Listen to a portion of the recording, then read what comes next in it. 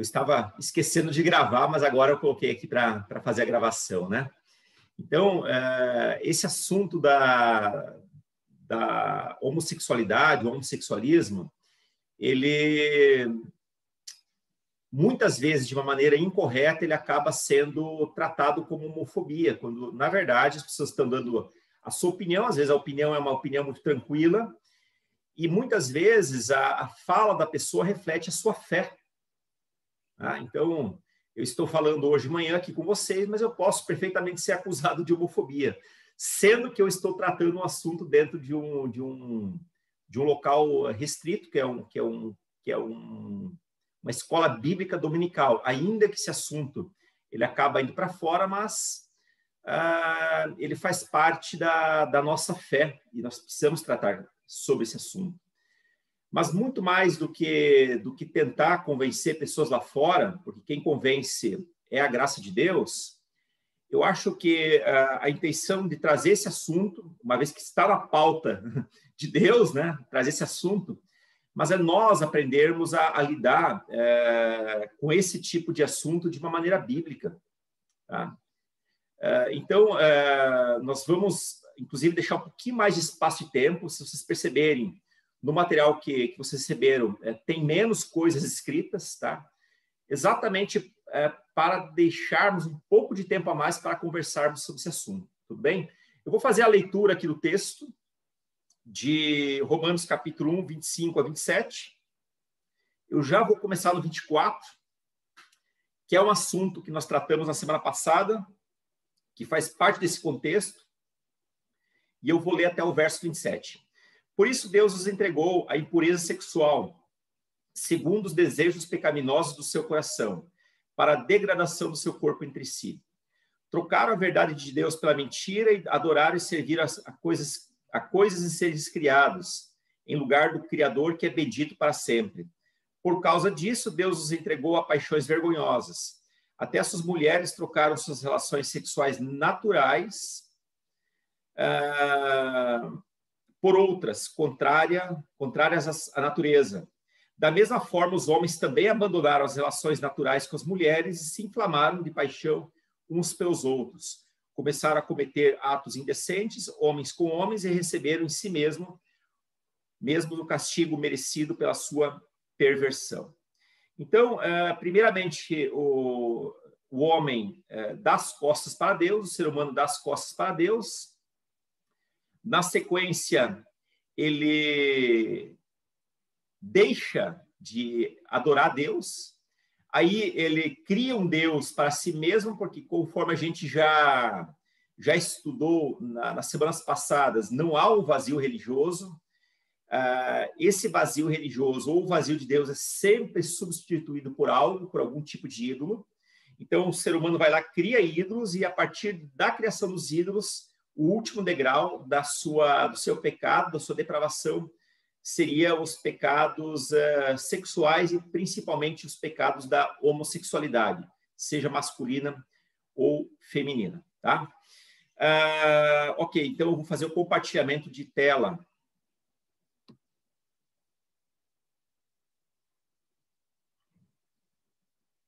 Certo, então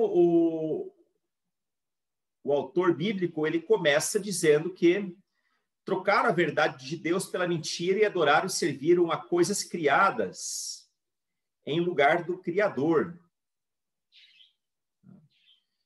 Eu só vou tentar aumentar o tamanho aqui da fonte, irmão. Só um momento aqui. Senão vocês vão ter dificuldade de ler.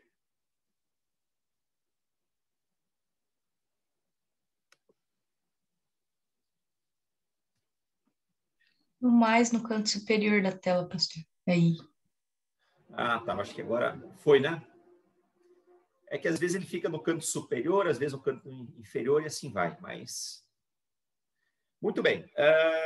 Trocar a verdade de Deus pela mentira e adorar e servir a coisas criadas em lugar do Criador que é bendito para sempre. Amém. Então, a raiz de todo mal que a Bíblia apresenta e nos coloca como esses que cometem a maldade, se deve ao fato de que nós abandonamos Deus, nós trocamos a verdade de Deus por uma mentira. E trocar a verdade de Deus pela mentira significa trocar a adoração e o serviço a Deus pela adoração e o serviço às coisas criadas. E a gente vê esse fenômeno em toda a Bíblia, em toda a Bíblia.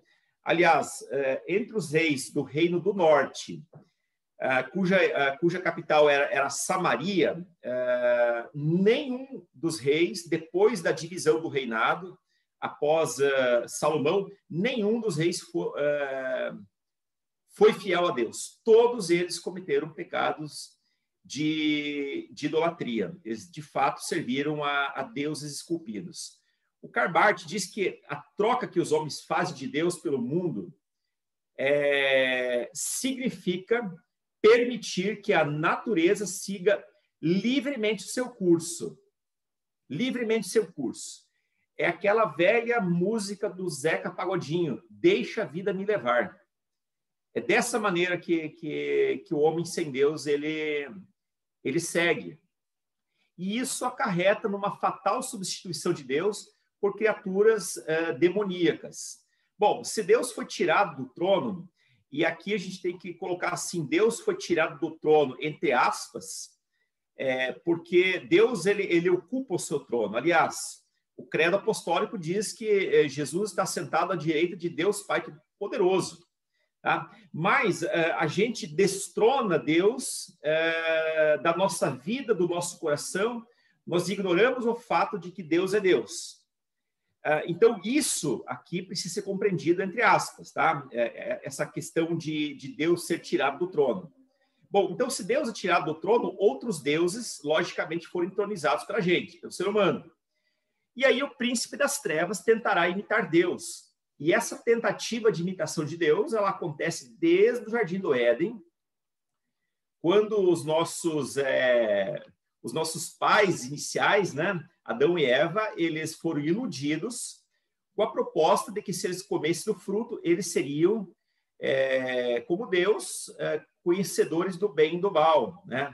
Ali, de fato, houve não uma mentira completa, houve uma meia-verdade, porque, de fato, eles começaram a conhecer o que é o mal, né?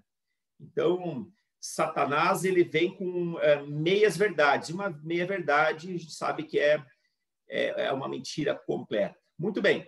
O Calvino diz o seguinte, que o objetivo do homem sem Deus...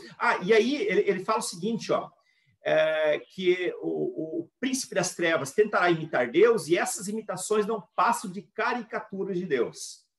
Eu imagino que todos nós, uma boa parte de nós, já tivemos as nossas caricaturas desenhadas, né? E fica um negócio muito engraçado, esquisito e tal, né? Realmente, nem sempre aquela caricatura ela é muito honesta, né? Geralmente acaba exagerando traços que a gente tem, né? Enfim, e o que se faz de Deus é uma verdadeira caricatura, né? Caricatura de Deus, isso é um ídolo. E aí o Calvino diz o seguinte, que o objetivo do homem sem Deus, muito mais do que apenas privar Deus da sua honra, é blasfemar do seu nome. E a forma para se fazer isso é trocar a verdade dele pela mentira e adorar a criatura. Quer dizer, não basta abandonar Deus, não basta virar as costas para Deus, mas é necessário aqui, então, blasfemar do nome de Deus, criando, então, ídolos, imagens, escultura. E ao trocarem a verdade de Deus pela mentira, a glória divina é obliterada, ou seja, ela é quebrada, ela é deixada de lado. A idolatria, ela é ressaltada aqui nesse texto específico, pois a honra religiosa não pode ser atribuída à criatura sem que seja usurpada de Deus. E agora, essa honra também nós precisamos entender ela entre aspas, porque a gente honra as pessoas. E honrar as pessoas não há problema nenhum. Aliás, nós temos que honrar a quem é merecedor de honra. Agora, a honra que é descrita aqui é uma honra no sentido de glorificar. No sentido de glorificar alguém. Tá? E aí, às vezes, a honra ela se excede e transforma o ser honrado num Deus, né? É aquilo que a turma faz quando fica ali a noite inteira na chuva, no relento, sem banheiro, para esperar um ídolo, não é mesmo? Um cantor, um artista famoso. Tá? Então, a coisa ela já extrapola a uma honra normal bíblica. Tá? Então, para se adorar uma criatura, sempre precisa usurpar de Deus a honra que é devida ao Senhor. Trata-se de uma desculpa, então, fútil adorar imagens por amor a Deus. Ah, eu faço isso por amor a Deus. Não, Deus não precisa desse tipo de honra. Aliás, Deus nem reconhece esse tipo de adoração, de maneira nenhuma. O Francis Schaeffer, que viveu no século passado e foi um grande homem de Deus, ele diz o seguinte, que quando o homem mudou a verdade de Deus em mentira, pôs a perder não apenas a verdade sobre o universo, mas sobre a própria existência de Deus e sobre si mesmo. Quer dizer, as pessoas não sabem mais quem elas são. Elas vivem com crise de identidade. Porque quem dá a verdadeira identidade para nós é Deus. O Senhor Deus, quando fez o pastor Guto, o pastor Hermes, a Nami, a Margarete, a irmã Ivone, a Diva, a palavra de Deus diz que ele fez a gente a imagem e semelhança dele. Logicamente que aqui é uma imagem moral, uma imagem santa, tal. Não se trata aqui de uma imagem física, tá certo? Eu já expliquei na aula anterior que quando nós citamos imagens físicas de Deus, isso é um antropomorfismo, quer dizer, é atribuir aspectos humanos a Deus a fim de tentar compreender Deus. Isso aparece bastante nas Escrituras, no sentido das mãos de Deus, os olhos de Deus estão sobre todos os lugares, sobre os maus e os bons, né? É claro que Deus não tem essa característica humana perecível como nós temos, tá? Mas então, assim, quando o homem ele abre mão da verdade de Deus, ele acaba assim percebendo o mundo, ou tudo aquilo que ele sabe do mundo, da própria existência de Deus e sobre si mesmo, essa imagem ou essa percepção que ele tem disso acaba sendo percepções distorcidas. Então, quando o ser humano se rebela e se afasta da sua referência primeira em Deus, e também de um relacionamento correto que ele tem com Deus, todo mais se torna mentira. E essa é a raiz dos problemas da identidade humana. Tá? Deus criou o homem e Deus criou a mulher. Hoje as pessoas têm uma grande dificuldade de aceitar a sua natureza humana. E isso acaba indo, inclusive, para essa tentativa de deturpar aí o vernáculo da língua portuguesa. Quer dizer, não se fala mais todos, como se fosse uma palavra que dentro dela cabe homem e mulher, né? Todos os presentes, bom dia a todos os presentes, eu estou me referindo, logicamente, ao homem e à mulher, né? Também não se pode falar todas, porque pode ser que alguém não cita bem. Então, eles falam todes, né? Todes. É algo totalmente esquisito para a língua portuguesa, né? Mas é justamente esse problema primeiro de identidade que é construído pelo distanciamento de Deus. Então, todo mais se torna uma grande mentira, uma grande confusão. E essa é a raiz dos problemas de identidade humana. Quando a pessoa não tem a segurança do que ela é em Deus, logo a sua identidade humana também acaba sendo perdida. Isso pode acontecer em todas as áreas, né? A pessoa pode se sentir um grande mentiroso, porque em algum momento ela mentiu, né? E agora ela acha que ela é, de fato, uma mentirosa por excelência, né? Ela não consegue mais ver a sua identidade em Deus. Então, ela acaba realmente, a todo momento, se diminuindo, se considerando a pessoa mais inadequada do mundo. É claro que existe um tipo de inadequação que nós temos em relação a Deus, porque somos completamente perdidos sem Deus, né? Mas é a percepção que Deus tem da gente, nós temos também a partir do que nós lemos, né? Mas quando isso realmente quando isso trava a nossa vida e quando nós nos diminuímos, então, mais do que a Bíblia nos diminui, então, assim, acaba sendo algo extremamente ruim. Bom, esse autor, o Francis Schaeffer, já citado, ele diz que quando as pessoas jogam fora o Deus da verdade, a verdade desaparece como um todo. e tudo que resta são um conjunto de opiniões, deuses e prazeres pessoais. Tá? Então, hoje, todo mundo tem a sua opinião, e daqui a pouco a pessoa vem para a igreja, e a igreja tem um corpo doutrinário, tem uma régua em que a gente acaba se colocando debaixo dela, né?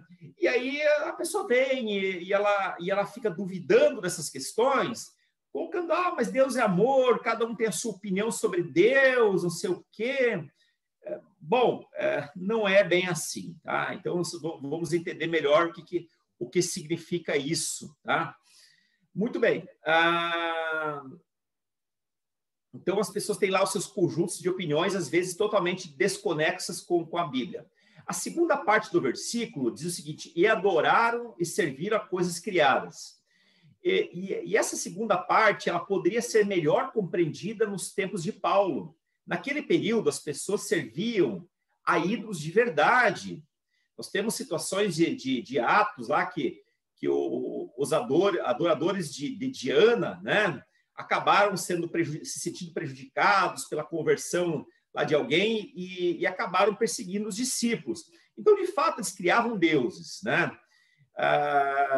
Eu já conversei com muitos católicos e eu venho dessa igreja na minha adolescência, início da juventude. Então, para eles, os santos não são necessariamente deuses, né? São coisas que eles veneram. Claro, aí há uma discussão grande, né? Para mim, não serve, embora eu respeite muito a Igreja Católica, tá?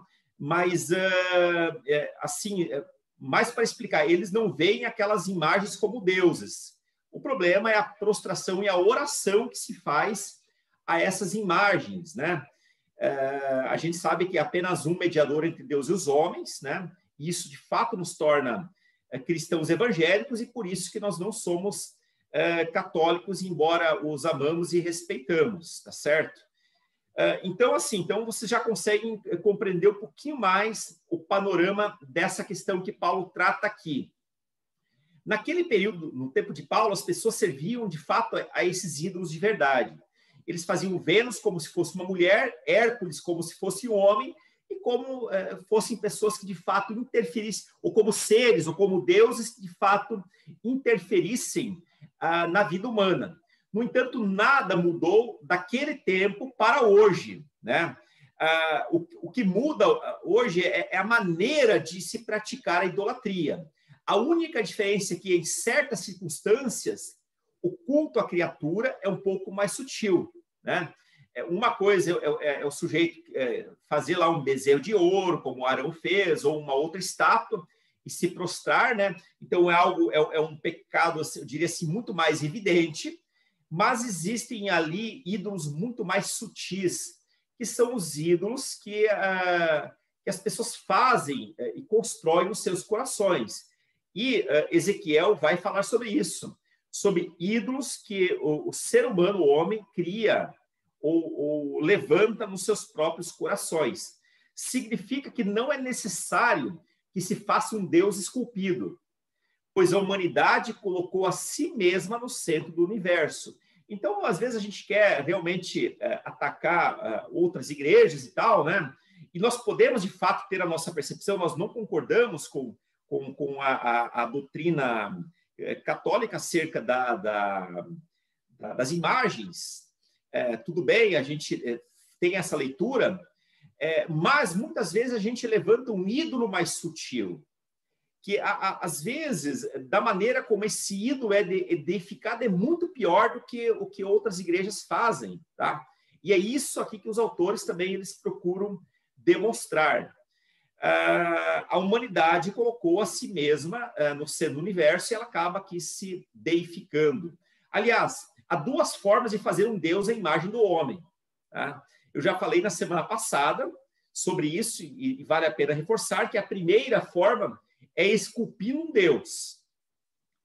Então, e a segunda forma é sentar-se tranquilamente no sofá e projetar-se a si mesmo, uma simples criatura para um pouco além do que ela é, e dizer assim que é Deus. A forma como eu tratei isso na semana passada foi um pouco diferente. Uma maneira de criar um ídolo é rebaixar Deus no formato de uma coisa criada, num Deus ali de gesso, de plástico, de madeira, de bronze, tanto faz o material. E outra maneira é elevar o homem à estatura ou além de Deus. Tá? E aqui ele vai mostrar de uma maneira um pouquinho diferente. Né? Uma delas, de fato, é fazer esse Deus esculpido, e o outro é projetar a si mesmo, que vem ser a mesma questão aqui. O Wiersbe, que é esse autor bíblico já tão comentado, né? Ele concorda com isso quando afirma que a mentira é a ideia de que o ser humano é o seu próprio Deus, de que deve adorar a si mesmo e não ao Criador. Significa que se o homem é o seu próprio Deus, então pode agir de modo como quiser e satisfazer todos os seus desejos, sem ter medo de nenhum julgamento. De nenhum julgamento. Ele estaria acima do bem e do mal. Ora, se eu sou o meu próprio Deus, e se eu já destronei o Deus da criação, então a regra que eu criar, inclusive nos aspectos sexuais, são as minhas regras. E aí você consegue entender um pouco o discurso dos abortistas, né? Em que as mulheres, dentro de uma pretensão feminista, colocam o seguinte, dizer, meu corpo, minhas regras. Ora, é teu corpo, então é tuas regras, então, quer dizer, então você é seu próprio Deus, você pode fazer o que você quiser, você pode usar a droga do jeito que você quiser, você pode perverter, pode machucar o seu corpo, inclusive ir no limite do suicídio, afinal, é seu corpo e suas regras. Logo, uma vez que o homem ele se torna o seu próprio Deus, ele não precisa ter medo de um julgamento posterior, e de fato ele acaba não tendo. E como veremos, o resultado dessa autodivinização foi a entrega aos prazeres da homossexualidade, que Paulo chama de contrária à natureza, paixões vergonhosas, atos indecentes e perversão. Por que Paulo ele faz essa vinculação? Talvez hoje essa vinculação ela não seja tão evidente, mas o fato é que nas religiões antigas, o culto religioso, muitas vezes, ele era celebrado junto com rituais sexuais. Não somente rituais sexuais ou homossexuais, mas também através do sacrifício de crianças, né? Ou atos sexuais envolvendo menores, ou envolvendo crianças. Tudo bem? Então, essa é a primeira parte. Na segunda parte, nós vamos entrar aí especificamente então, sobre a questão do homossexualismo. Agora, eu vou interromper um pouco essa transmissão aqui, o compartilhamento, e perguntar se você tem alguma dúvida, alguma contribuição relacionada a algo até aqui. Então, você tem um tempo aí para falar. Tá?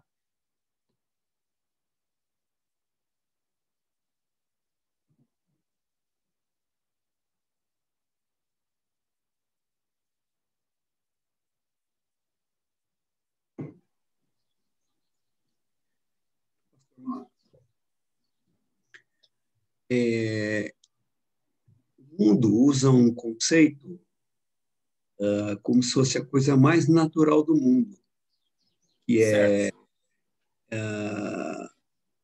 se eu penso que eu posso qualquer coisa.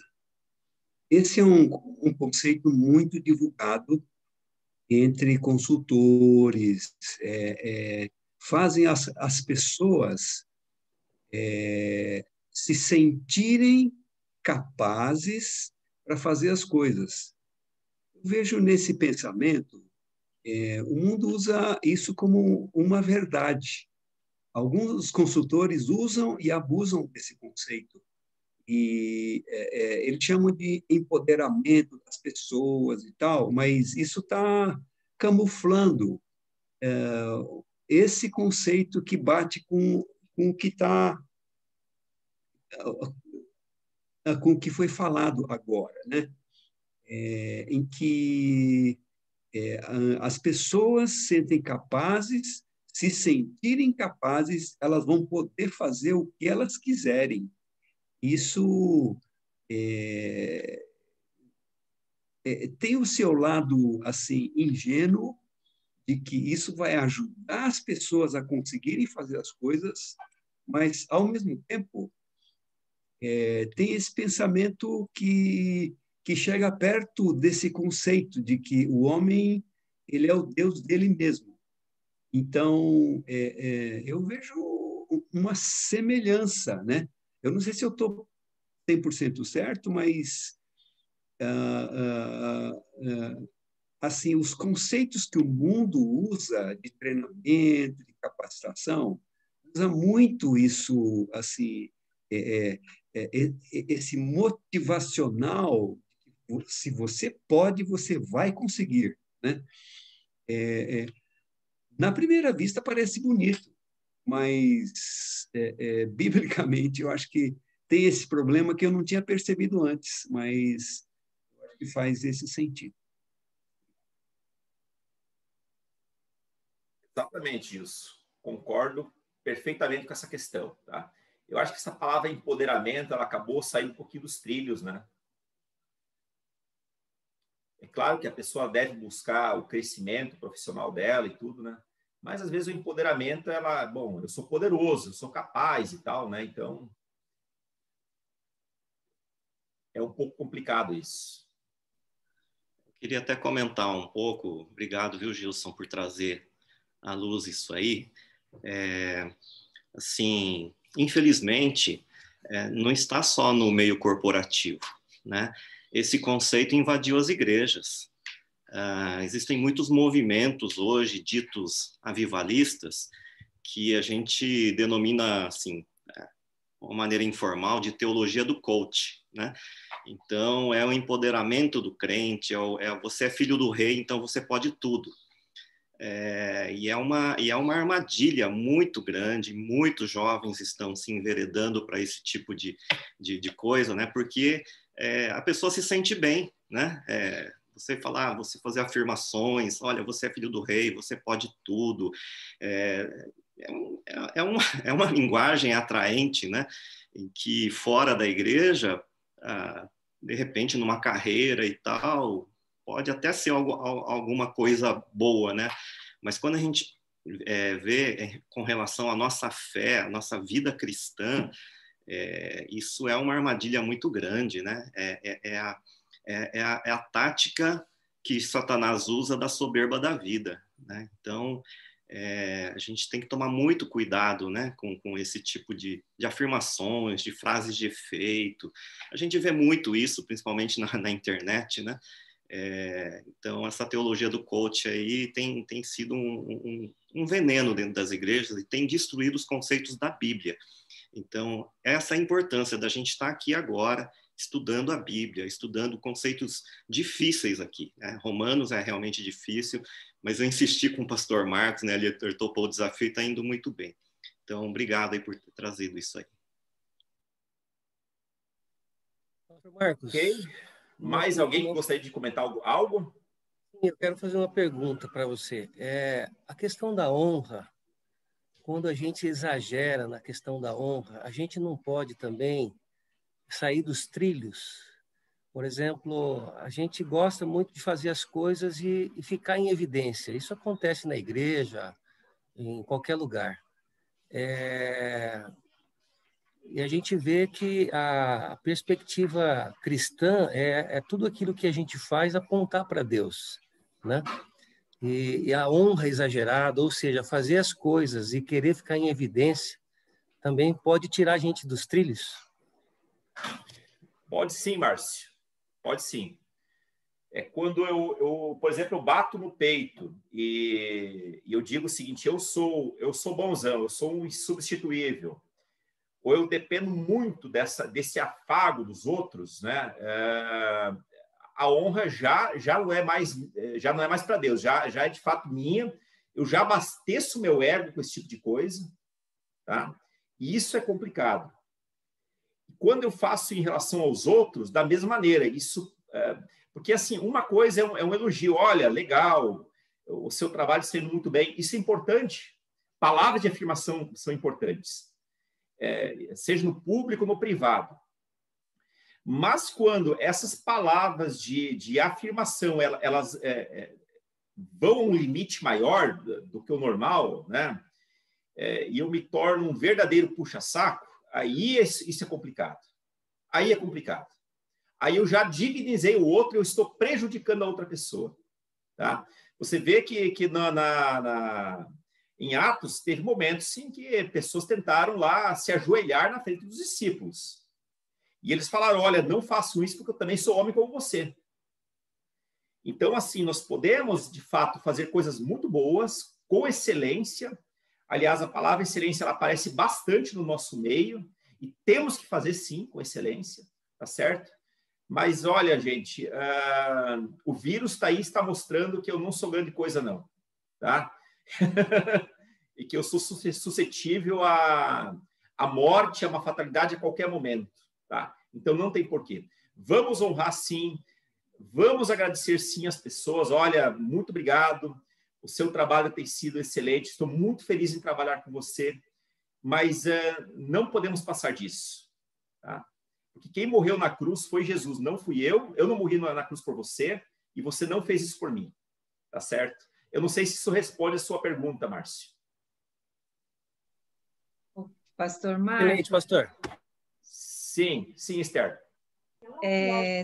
Tem uma parte que fala assim, que na Bíblia fala, acho que Mateus, que a sua mão esquerda não saiba o que a tua mão direita está fazendo, né? E também que se a gente receber a honra de homens aqui, lá no céu a gente não vai receber. Eu prefiro receber no céu do que receber honras da terra.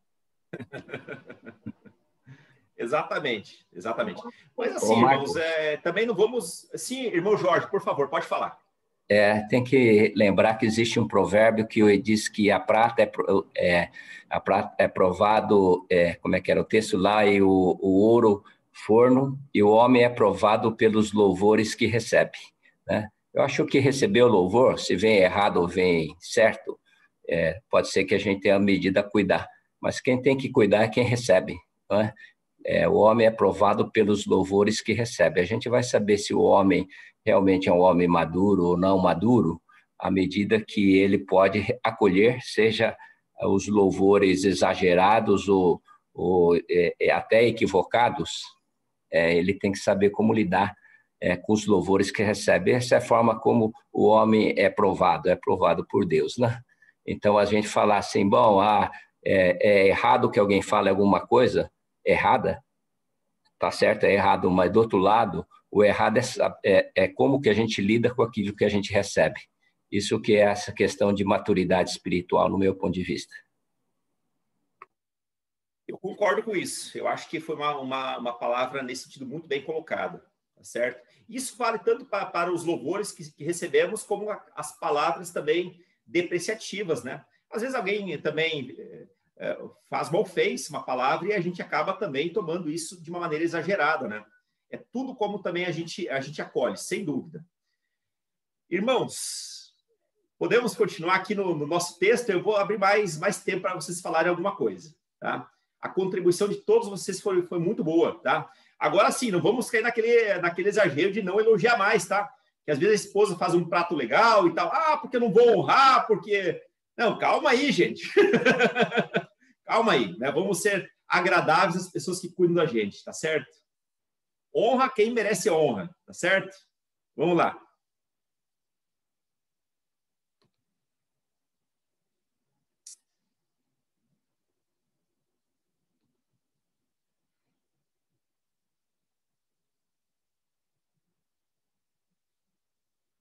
Muito bem, aí no verso 26, o apóstolo vai dizer o seguinte: por causa disso, Deus os entregou às paixões vergonhosas, até suas mulheres trocaram suas relações sexuais naturais por outras contrárias à natureza.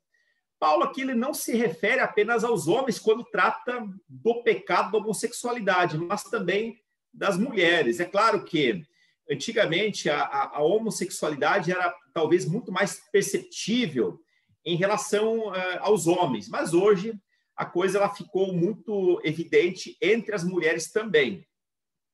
Então, nesse ponto, Paulo retoma suas observações sobre a vingança do Senhor e acrescenta como primeira prova dessa vingança o terrível crime da concupiscência desnatural, ou dos desejos não naturais, como seria a questão do homossexualismo. E ele cataloga os diversos vícios que existiram em todas as épocas, e nós vamos trabalhar esses vícios nas próximas aulas, né? Mas que naquele tempo prevaleciam de modo universal, sem nenhuma restrição. E eu penso que hoje parece que as coisas não estão muito assim, dá a impressão que esses vícios, esses pecados, eles também foram naturalizados.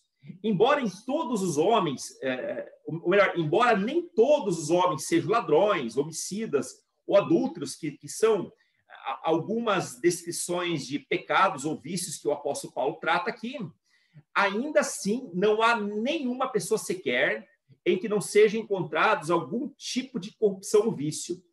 Todos nós temos algum tipo de corrupção ou algum tipo de vício. E aí você pergunta, pastor, mas eu não tenho nenhum vício. Pois é, se você, por exemplo, come demais, você tem um vício. Se você assiste muito filme, muita série, olha, você tem um vício. Se você dirige velozmente, de uma maneira até colocar a vida sua e dos outros em risco, pois bem, você tem um vício. Então, às vezes a gente interpreta vício como aquilo que é muito nocivo ou combatido pela lei, pela polícia. Mas a gente sabe que todo exagero é um vício. E, nesse sentido, não há nenhuma pessoa no mundo, exceto Cristo, que não teve lá os seus vícios. Desse modo, embora Paulo não faça uma lista de todos os pecados existentes, porque aí faltaria talvez papel, não é mesmo? Ele faz uma lista daqueles atos que são extremamente vergonhosos, mesmo na consideração popular, e que trazem desonra a Deus, os quais são classificados como vis paixões. Interessante que alguns pecados são considerados desonrosos até na visão popular. E Paulo, quando trata disso, lá em Corinto, ele fala para a igreja de Corinto, olha, acontecem pecados entre vocês, ele fala aqui para a igreja de Corinto, que nem é mencionado entre os incrédulos, de tão vergonhoso. E aí ele vai relatar, por exemplo, o pecado das relações sexuais incestuosas, entre pai e filho, pai e enteada, vice-versa, e aquela coisa toda. Então, assim, eu acho que essa aula aqui, conforme também a gente já trabalhou nas anteriores, isso também ajuda a gente a desmistificar aquela ideia erradamente concebida de que não há pecadinho, não há pecadão. Irmãos, há sim pecadinho e há sim pecadão. Há pecados terríveis que até o mencionar muitas vezes aí fora já é algo de escândalo, de tão grave. E aqui Paulo vai tratar isso, esses pecados aqui da carne, os pecados das relações antinaturais como vis paixões. Uma vez que Deus foi destronado, e aqui vamos recuperar um pouquinho do que nós já falamos anteriormente, e a caricatura de Deus foi posta no lugar, o próximo degrau do pecado, da idolatria, seria a prática da imoralidade. E nesse caso, segundo Barth, o desejo sexual passa a ser tudo na vida das pessoas. E a vida erótica, então, deixa de ter freios. Interessante que a Margarete me passou recentemente um vídeo de um sociólogo falando, e ele faz um levantamento dos acontecimentos que surgem depois de alguns eventos danosos ou desastrosos. Por exemplo, e aí ele vai citar o que aconteceu na Revolução Francesa. Então, houve toda aquela efervescência da moda, que surge por conta desse pós-Revolução Francesa, mas também das festas, das orgias. E esse autor, esse sociólogo, ele não é cristão, ele diz que as pessoas vão ter muito mais relações sexuais, assim, de uma maneira até geral, a ideia assim, de liberar geral. isso vai acontecer, e ele faz um prognóstico, uma profecia aqui, não do ponto de vista religioso, claro, mas pensando no que já aconteceu no passado. Ele vai dizer o seguinte, que depois do país se recuperar um pouquinho, né, no aspecto econômico, ali por 2024, 2025, então as pessoas elas vão entrar nesse liberalismo, nesse prazer desmedido e irresponsável. Eu espero que não aconteça isso, mas se olharmos a história, é uma grande possibilidade que isso vá acontecer lá na frente. Então, a pessoa sem Deus é aquela pessoa que abusa das bênçãos que Deus deu ao seu bel prazer. Então, ela não tem mais freio. A muralha entre o normal e o perverso, ela desaba. Então, ela faz o que ela quiser, até porque ela se torna o seu Deus e ela, como sendo o seu próprio Deus, ela não se julga e também não admite ser julgada. No momento em que a caricatura demoníaca de Deus passa a ser o Deus do homem, então começa essa caricatura, esse Deus começa a reger o seu destino, chegando ao nível do absurdo. E aqui, uma vez que o homem perdeu o respeito a Deus, o resultado automático é perder o respeito às outras pessoas, mas também o respeito a si mesmo. É aquele problema da identidade, né? Então, assim, uma palavra que o irmão Jorge colocou aqui, eu acho que ela é exatamente isso. Uma coisa é a pessoa, ela dá louvor ao outro de maneira exagerada, e isso é um erro, mas também acolher aquele louvor de uma maneira exagerada, sem dar glória a Deus por aquilo. Isso é um outro aspecto muito interessante. Quer dizer, a pessoa chega a esse nível de absurdo e ela coloca a si mesma, olha, eu sou o bom da história. Conta aí uma questão acerca do grande evangelista Jimmy Swaggart, um americano, um grande evangelista pentecostal, e ele lotava auditórios, estádios, né, e as pessoas gostavam muito dele. E a história conta de que certa vez ele chegou lá naquele estádio e pensou na sua cabeça, olha, o que seria dos evangélicos sem mim? Olha, eu não sei se isso é verdade de fato, isso que contam dele. Mas se for, é o pecado de que também muitos pregadores acabam cometendo. O que seria do cristianismo sem mim? O que seria da empresa sem mim? O que seria daquilo sem mim? Quer dizer, e o Guto ontem citou um salmo muito interessante. Olha, se Deus não guardar a cidade, em vão trabalham os que governam. Se Deus não atua na minha mente, o que eu faço é água, não significa absolutamente nada. Deus precisa atuar na minha vida para que eu possa, então, fazer algo com o mínimo de competência possível.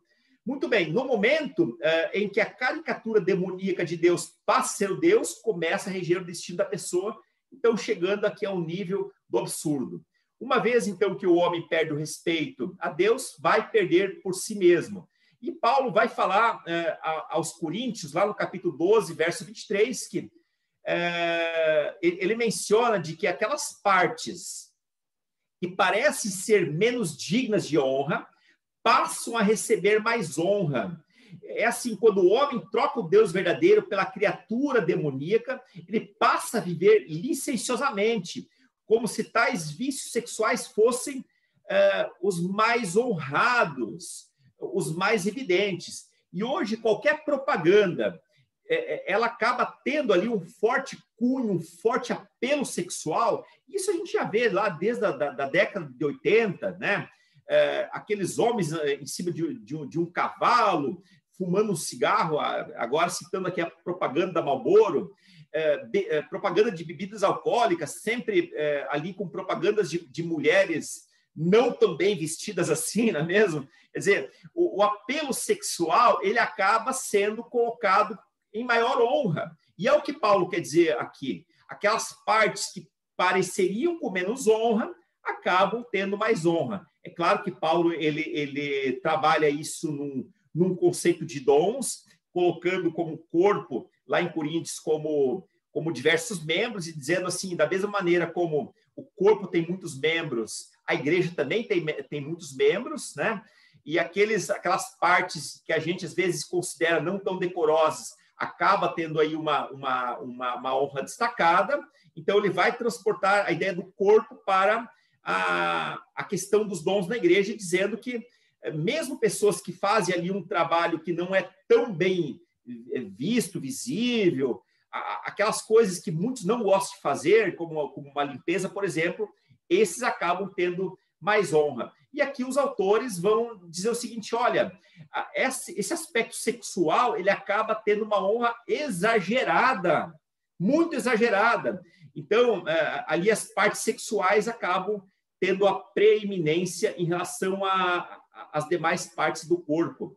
Então, quando o homem troca o Deus verdadeiro pela caricatura demoníaca, ele passa a viver licenciosamente, como se tais vícios sexuais fossem criados por Deus.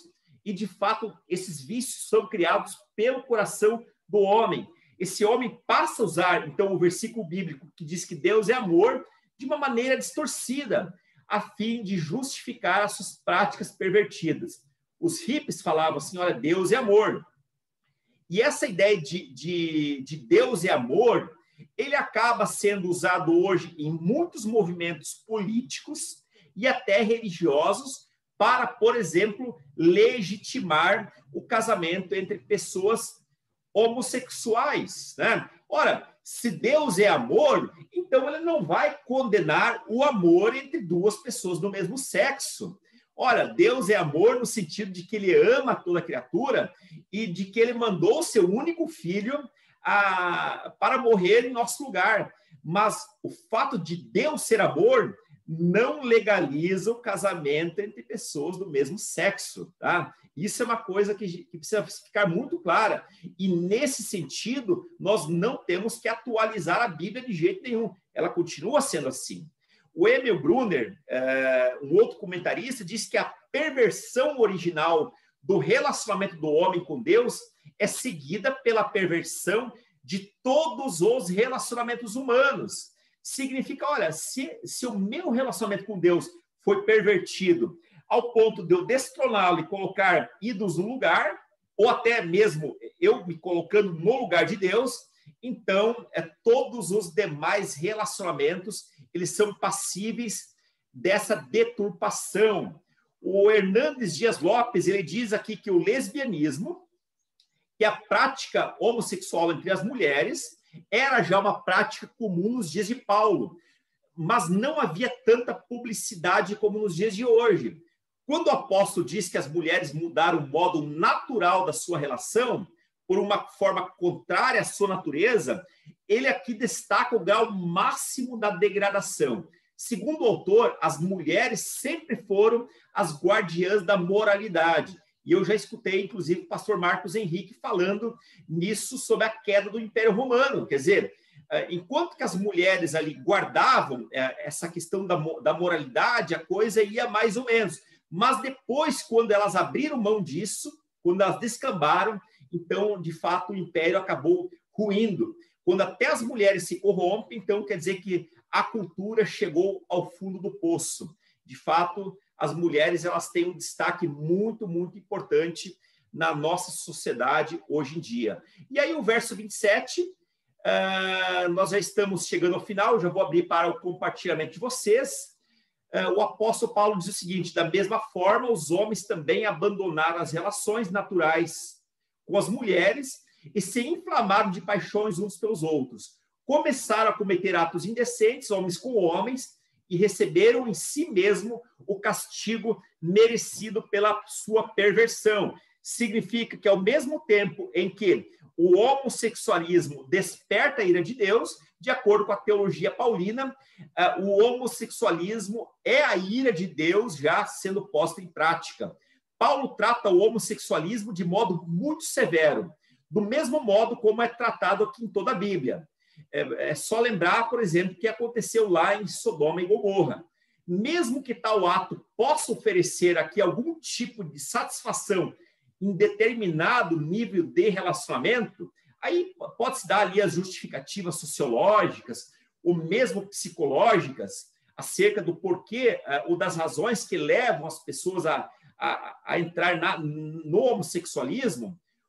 O fato é que o homossexualismo é uma negação do mundo real, pois nega toda a possibilidade de continuidade da raça, mas também ameaça a identidade da pessoa como fruto do relacionamento de um pai e de uma mãe. Quer dizer, para que a sociedade tenha sua continuidade, ela precisa de pessoas heterossexuais ou pessoas de sexos distintos. Ao entrar no homossexualismo, a pessoa estaria negando a concepção original de homem e de mulher e criando para si mesmo um problema de identidade. O Hernandes Dias Lopes, ele ainda diz o seguinte, que o homossexualismo é o mais baixo nível da degradação moral e a maior expressão do juízo de Deus.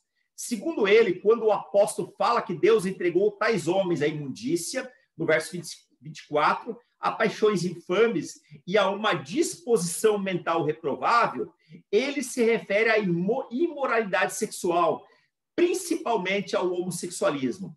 E essa prática é tanto a causa da ira divina como o próprio castigo. Ou seja, Deus entregou às pessoas que o desonram a desonra dos seus próprios corpos, recebendo assim o castigo merecido pela sua perversão. Quando o homem desprezou o conhecimento de Deus e perverteu o culto divino por meio de ídolos, acabou por perder a própria identidade, uma vez que ele não tem uma identidade muito clara do que ele é em Deus, então ele acaba tirando Deus de lado e, enfim, cometendo pecado usando o seu próprio corpo. Embora haja movimentos, então, que defendam o casamento entre pessoas do mesmo sexo, de acordo com esse autor, de acordo com o Hernandes Dias Lopes, e ele, claro, se respalda na Bíblia, esse tipo de união não é uma opção normal e não é uma união de amor que deve ser chancelada ou levar crédito pela lei de Deus e muito menos aqui pela lei dos homens. Muito bem, irmãos. Agora vamos ouvir um pouquinho de vocês. Como os homossexuais devem ser tratados quando chegam na igreja? Como eles deveriam ser tratados? Tá certo?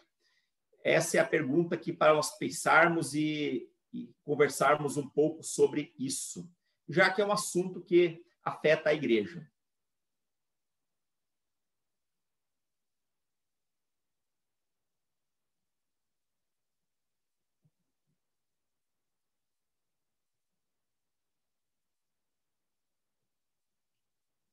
Assunto pesado, né, irmãos? Assunto difícil, mas vamos lá, vamos ouvi-los.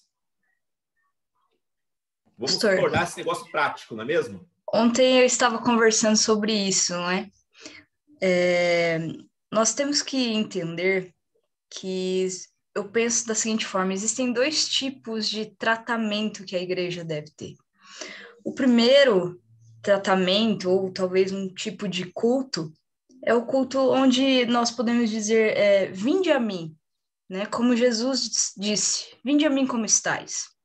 Ou seja, é o acolhimento. E posteriormente, sim, porque se nós formos vermos as cartas paulinas, né? Em todo momento ele está se dirigindo à igreja, a pessoas que já entendem quem é Jesus, a pessoas que já têm uma vida com Cristo, e aí ele está dando toda uma orientação. Então, eu vejo que existem esses dois pontos. O ponto de, vinde a mim como estais, né? Você é querido, você é amado, nós queremos acolher você. E, posteriormente, sim, olha, a Bíblia instrui nós a vivermos dessa forma. Né? Então, eu penso que, às vezes, a gente precisa ter essa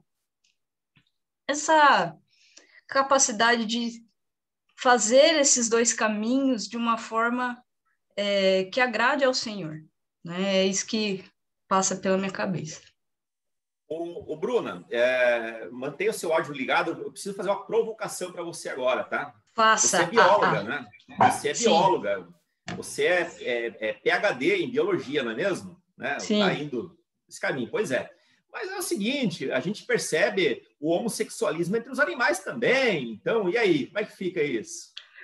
Na verdade, são questões, eu posso dizer que são questões hormonais, e compreendo que os animais, por não terem um raciocínio, né, de compreender as questões humanas, né, que a gente compreende, para eles é algo, infelizmente ou felizmente, a gente pode dizer animal mesmo. Não é? Eles estão pensando na questão apenas hormonal deles. Porém, né, existem muitos questionamentos a respeito do homossexualismo. Existem pessoas que fazem, né, estudos de mapeamento do cérebro, se houve alguma mudança. Então, existe até essa parte? Existe, né? Mas a questão dos animais, eu posso dizer que eles não têm a parte do cérebro responsável por raciocínios dessa natureza. Bom, aqui nós temos a palavra de uma autoridade no assunto, tá? Então, quando virem aí por fora, né? Não, porque isso também os animais, olha, os animais não têm a parte do raciocínio como a gente. Eles agem de maneira instintiva, tudo bem? Exato. Obrigado, Bruna, pela orientação. Quando alguém vier com esse questionamento para mim, eu vou falar assim, fala com a Bruna, ela vai saber responder. Mais alguém? Deixa eu contribuir aqui um pouco. Sim. Eu tenho um pastor que faleceu agora de Covid lá em Dubai. Ele era um travesti e ele se converteu, não é? E ele acabou abrindo depois uma igreja. Aí é uma igreja em que atraía muitos os homossexuais, né? Então, eu acho que a primeira coisa que a gente não pode fazer é afastar essas pessoas. Na realidade, o que essas pessoas precisam é salvação, né?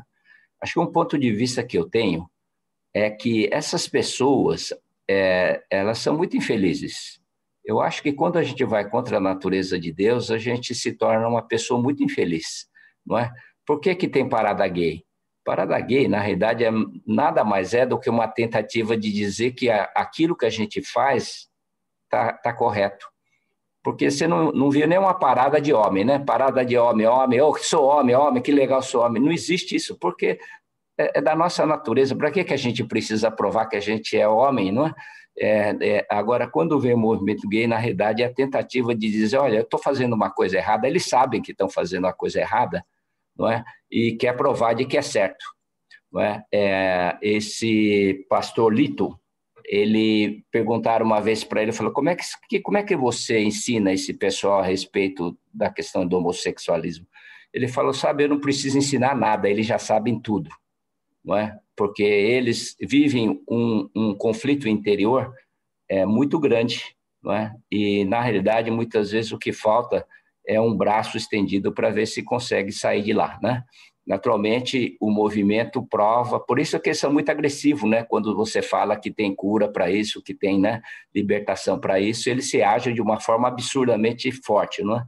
Então, eu acho que a gente tem que saber acolher. Agora, a gente não sabe, né? Como igreja, a gente não sabe como acolher. Talvez tenha que ter gente que saiba acolher, assim como tem aqueles que sabem acolher os viciados, né? Eu acho que esse tipo de coisa também precisa de ter alguém que saiba acolher esse tipo de gente. A igreja acho que tem que acolher e levar uma resposta para essas pessoas e a certeza de que essas pessoas vivem um conflito interior permanente, não é? Porque o tempo todo eles estão se questionando, mas eles não expressam isso aí. Na realidade, eles estão o tempo todo defendendo de que aquilo que eles fazem é certo, né? Então, quando perguntar para esse pastor, o que faz? Né? Falou, olha, você não precisa pregar nada, eles já sabem tudo, não é? Mas você tem que criar o acolhimento. Naturalmente, o ensinar a palavra é muito bom, não é? Conhecereis a verdade e a verdade vos libertará. Né? Então, esse é o ponto de vista. E essa é uma coisa terrível, né? Realmente, hoje, a coisa desandou na nossa sociedade, né? Precisamos ter uma resposta, a sabedoria e a resposta para isso aí também. Marcos, só colocando uma coisa. Sim, Márcio. Quero lembrar aqui de um apontamento feito pelo pastor Marcos Henrique em relação à mulher adúltera, onde Jesus acolhe a mulher, Jesus foi gracioso com ela, Jesus não a condenou, mas também ele deu a ela uma advertência: vá e não peques mais. Eu creio que a postura da igreja não deve ser uma postura de condenação, mas de graça, de acolhimento, de amor. Só que, ao mesmo tempo, crer que a única pessoa, o único caminho é permitir que essas pessoas tenham acesso à obra do Espírito Santo na vida delas. Então, a graça não isenta a verdade. Nesse exemplo da mulher adulta, isso é muito claro, né? Jesus acolheu, não condenou, mas advertiu, né? Também lembrando do Ícaro, que veio lá dar o curso para nós da Cruz Azul, uma é a questão de gênero, a outra é a questão da ideologia de gênero, né? E a igreja tem que abordar a verdade como é, né? Mas não ter essa postura de condenação, porque isso é natural, a gente condenar, a gente excluir, né? E nós devemos aprender. É difícil, né? Talvez, como o senhor Jorge colocou, como igreja temos dificuldade de fazer isso, mas o caminho é o acolhimento. Pastor Marcos, também queria falar alguma coisa como experiência, né? Desculpa aí, eu entrei logo em seguida do Márcio, mas acho que vem tudo assim, uma coisa vem atrás da outra, e nós temos experiências na família sobre isso, né? Então, eu queria falar sobre alguém que tem experiência de viver com pessoas que estão nesse quadro, vamos dizer assim. E realmente, eu tenho um sobrinho, meu irmão presbítero, minha cunhada, sempre educaram ele dentro da igreja, um menino querido demais, participava do Ministério de Louvor na igreja, e nós notamos que havia um comportamento meio esquisito nele, meio diferente, mas sempre acolhendo, sempre amando, sempre falando da palavra. Enfim, ele se casou, ele teve filhos, né? Tem 3 filhos, e quando chegou, ele se tornou cabeleireiro, né? Na minha família eu tenho 4 irmãs, as 4 são cabeleireiras, e ele foi muito influenciado também.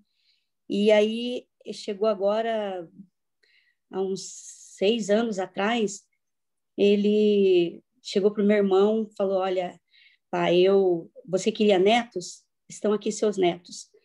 E agora eu vou viver minha vida. E ele voltou para o homossexualismo. E a nossa família, eu e minha família perdemos o chão, né? Mas tem uma coisa que nós aprendemos no caminhar com tudo isso, que as pessoas fazem escolhas, né? Na época, eu me senti muito culpada, eu achava que eu tinha que estar lá perto, eu tinha que, né, eu, Marcelo, a nossa família, mas Deus foi ministrando no meu coração. Esse caso que o Jorge relatou é um caso que realmente foi para mim, assim, me ajudou muito, né, com relação a esse pastor, quando ele diz que não precisamos ficar falando para o homossexual que ele está errado, né? Nós precisamos amar a pessoa, rejeitar, né? Condenar o pecado, mas aceitar a pessoa, né? Então, nós fizemos isso, e esse meu sobrinho, logo depois, quando o senhor falou, né, hoje, sobre que a condenação do seu próprio erro, né, a pessoa, Deus entregou a eles as suas paixões, né, e aí esse meu sobrinho teve, há 3 anos atrás, meu irmão chorou muito, e meu irmão falou para ele: filho, você conhece a palavra, você sabe que você está errado? Ele falou: eu sei, eu vou assumir as consequências. E pastor, foi a coisa mais terrível que aconteceu com ele. Ele saiu não sei se foi trabalhar, o que foi, e ele estava de moto, e ele saiu, e ele sofreu um acidente, ele se quebrou inteirinho, pastor. Hoje ele está numa cama, né? Ainda não se recuperou totalmente, mas o coração dele voltou para Deus, voltou para Jesus, e hoje ele mora com meu irmão, minha cunhada, né? Meus sobrinhos vão visitar, os filhos dele vão visitar ele de vez em quando determina pela lei lá. Mas eu acredito que é isso. Nós precisamos amar as pessoas, odiar o pecado, mas amar as pessoas, acolher as pessoas. Então, o que nós temos feito é isso, né? E então eu acredito muito nisso, que a identidade da pessoa, nós precisamos trabalhar com relação à identidade da pessoa, sempre dizendo para ele que ele é um homem de Deus, que ele é um filho amado, que ele é um pai amoroso, que ele é, né? Nós sempre fomos incutindo isso na cabeça dele. Mas as pessoas fazem escolhas, nós não podemos escolher por elas, né? Nós temos vários casos alguns casos de pastores que passam pelo veredas conosco desesperados, que seus filhos foram para o homossexualismo. E a nossa fala para esses pastores é para que eles amem seus filhos, né? Não odeie o pecado, mas ame seus filhos, acolha os seus filhos, né? E sempre ministrar o coração dessas pessoas, né? Com relação à sua identidade em Deus. Quem elas são para Deus? Quem sou eu? Nós temos um seminário muito poderoso para isso, né? E é o seminário The Quest, né? A pergunta, né? Quem sou eu? Porque o jovem, ele precisa saber quem ele é para Deus. Então, sempre firmar isso na vida dos nossos filhos, na vida das nossas crianças, né? Desde cedo, quem sou eu para Deus? Para que eles saibam que eles são pessoas amadas. E esse pastor falava que não precisava falar nada para essas pessoas, porque quando eles olhavam todos os dias no espelho, eles sabiam que eles estavam errados. E isso já era suficientemente pesado demais para eles. Então, acolher, amar, né? Mas falar tudo isso que vocês falaram, né? Colocar, como o Márcio falou, né? Consciência de que eles não precisam pecar mais, né? Porque eles são filhos de Deus. Então, acho que é uma experiência, é muito dolorido para mim falar sobre isso, sabe? Mas eu acredito que, como eu passei, muitos podem ter, não na família, mas talvez casos, parentes, né, que possam estar passando por isso. E a minha fala e a fala do Marcelo sempre vai ser essa, né? Ame incondicionalmente, né? Acolham de um modo que eles queiram ficar perto da gente. Foi essa a nossa fala. A gente queria sempre trazer eles para perto da gente, porque quando você rejeita, aí que eles vão para o homossexualismo, aí que eles vão para essa vida de pecado. Amém? Obrigada, pastor. Valeu, muito obrigado, Dina, pelo seu depoimento aí, realmente muito tocante, viu? Muito tocante mesmo. Irmãos, será que tem alguém que gostaria de falar mais alguma coisa? Nós já é 10h15, né? 10h16. Se alguém quiser falar mais algo aí... Posso falar, Marcos? Sim, por favor. Senhor Marcos. Pode falar. Estou ouvindo aqui. Eu acho que assim, isso é uma coisa que eu sempre achei que a igreja não soube, a gente não soube lidar com isso. Eu falo me incluindo, né? Acho que tanto com homossexuais ou com qualquer outra coisa assim que seja um pouquinho diferente talvez do nosso normal.